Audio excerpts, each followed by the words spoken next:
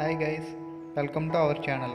ఈరోజు మనం kids ride and toy car assembling అలాగే ఆపరేటింగ్ ఎలాగో చూద్దాం. Okay, let's start the video.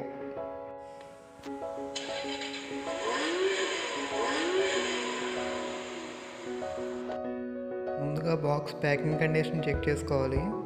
Box కానీ ఎలాంటి డ్యామేజెస్ లేకుండా ఉన్నట్లయితే కనుక అందులో ఉన్న స్పేర్స్ అన్నీ తీసుకుని బయట పెట్టుకోవాలి. మనకి యాక్చువల్గా ప్రోడక్ట్ అనేది కంప్లీట్ ప్రోడక్ట్ కింద రాదు, ఇలా ఇండివిజువల్ స్పేర్స్ కింద వస్తుంది.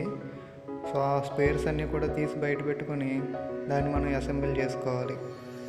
ఒకవేళ డ్యామేజ్ ఉంటే కనుక వెంటనే రిటర్న్ చేయండి. స్పేర్స్ అన్నీ కూడా తీసి ఇలా బయట పెట్టుకోండి ఒక చోట.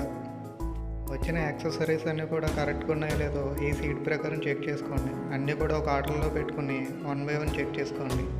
ఒకవేళ ఏదైనా స్పేర్ మిస్ అయినట్లుగా అనిపిస్తే కనుక ప్రోడక్ట్ని వెంటనే రిటర్న్ చేయండి.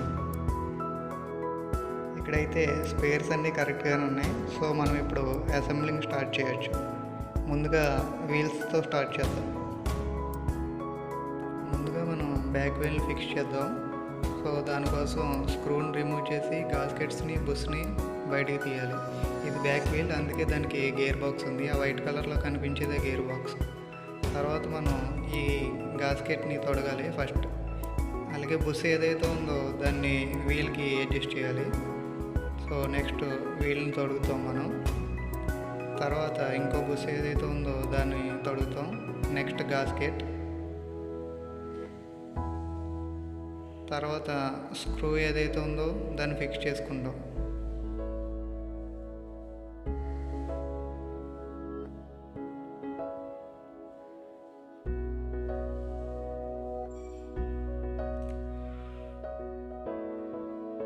దానిపైన ప్లేట్ ఉందిగా, వీల్ ప్లేట్, సో దాన్ని కూడా ఫిక్స్ చేస్తాం.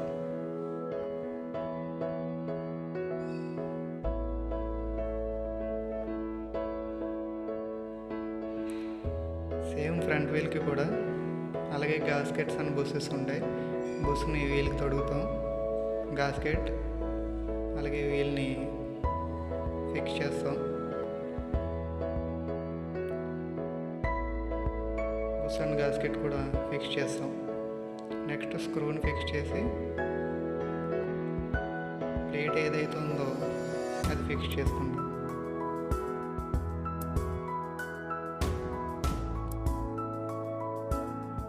ఇదే ప్రొసీజర్ బ్యాలెన్స్ 2 వీల్స్ కూడా ఉంటుంది. So no change.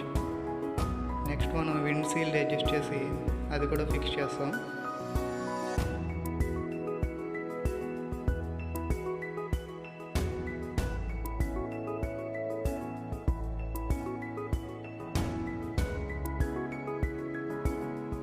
తర్వాత మనం స్టీరింగ్ వీల్ని కూడా కనెక్ట్ చేసుకుంటాం.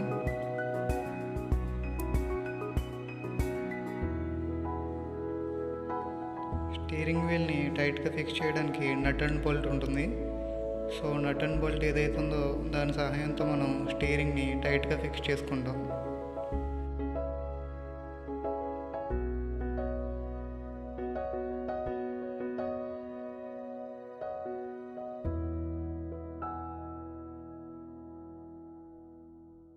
కేబుల్స్ ఏమైనా బయటకు ఉంటే కనుక వాటిని లోనికి పెట్టుకోండి. ప్రోడక్ట్ మనకు వచ్చేటప్పుడు బ్యాటరీ కనెక్షన్స్ అయితే ఇవ్వరు, ఎందుకంటే ముందే కనెక్షన్స్ ఇచ్చినట్లయితే బ్యాటరీ అనేది డౌన్ అవుతుంది. అందుకే ప్రోడక్ట్ మన దగ్గరకు వచ్చాక బ్యాటరీ కనెక్షన్స్ ఏవైతే ఉన్నాయో అవి మనమే కనెక్ట్ చేసుకోవాలి. కనెక్షన్స్ ఇచ్చాక ఒకసారి స్విచ్ ఆన్ చేసి చూసుకోండి మనం కరెక్ట్గా ఇచ్చామో లేదో తెలియడానికి. సో ఇలా ఆన్ అయినట్లయితే కనుక మనం కరెక్ట్గానే ఇచ్చినట్టు. పవర్ బటన్ పక్కనే మనకి ఫార్వర్డ్, స్టాప్, బ్యాక్ బటన్ కూడా ఉంటుంది. సో ఫార్వర్డ్ బటన్ వేసి యాక్సలరేటర్ ఇచ్చినట్లయితే కారు ఫ్రంట్ మూవ్ అవుతుంది. ఇందులో బ్రేక్ అయితే ఏముండదు. యాక్సలరేటర్ మీద కాలు దిగానే మనకి కారు అనేది ఆగుతుంది అనమాట. సిమిలర్గా బ్యాక్ బటన్ ఆన్ చేసి యాక్సలరేటర్ ఇచ్చినట్లయితే కారు అనేది బ్యాక్ వస్తుంది. కనెక్షన్స్ కరెక్ట్గా ఇచ్చినట్లయితే సీట్ని మనం ఫిక్స్ చేసుకోవచ్చు. ఒకవేళ కనెక్షన్స్ ఏమన్నా రాంగ్ ఉంటే కనుక మనకి కారు మూవ్ అవ్వదు. సో ఒకసారి చెక్ చేసుకుని కరెక్ట్గా కనెక్షన్స్ ఇచ్చుకుంటే ప్రాబ్లం ఉండదు. ఫైనల్గా మనం సైడ్ మిర్రర్స్ కూడా ఫిక్స్ చేస్తే మన కారు ఆల్మోస్ట్ రెడీ అయినట్టు.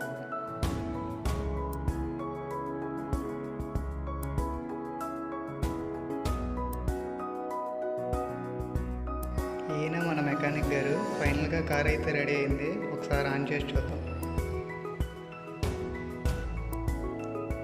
ఇక్కడ మీరు గుర్తుపెట్టుకోవాల్సిన విషయం ఏంటంటే, ఎప్పుడైతే ఛార్జింగ్ పెట్టి పవర్ ఆన్ చేస్తారో అప్పుడు కార్ అనేది పవర్ ఆన్ అవ్వదు.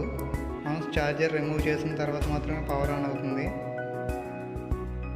ఫైనల్గా మన కార్ రెడీ అయిపోయింది. సో ఇప్పుడు రిమోట్ని కార్తో ఎలా కనెక్ట్ చేయాలో చూపిస్తాను. రిమోట్ని చేతిలోకి తీసుకొని పవర్ ఆన్ చేయండి. ఫార్వర్డ్ అండ్ రివర్స్ బటన్స్ని ఒకేసారి కలిపి ప్రెస్ చేయండి. అప్పుడు లైట్ అనేది బ్లింకింగ్ అవుతూ ఉంటుంది. సో బ్లింకింగ్ అయినంతసేపు కూడా కార్ రిమోట్కి కనెక్ట్ అవ్వలేనట్టు. సో వన్స్ బ్లింకింగ్ ఆగగానే కార్ రిమోట్కి కనెక్ట్ అయినట్టు. సో అప్పుడు మనం రిమోట్తో కార్ని ఈజీగా ఆపరేట్ చేయొచ్చు. రిమోట్లో మనకి 6 బటన్స్ ఉంటాయి. Forward, back, right turn, left turn, speed increase decrease and power buttons ఉంటాయి. సో వాటిని యూజ్ చేసుకుని మనం కార్ని కంట్రోల్ చేయొచ్చు. That's it guys, our car is ready to use now. మీకు అందరికీ క్లియర్గానే అర్థమైందని అనుకుంటున్నాను. ఒకవేళ ఎవరికైనా డౌట్స్ ఉన్నట్లయితే కనుక కింద కమెంట్ చేయండి. Thank you for watching. Have a good day.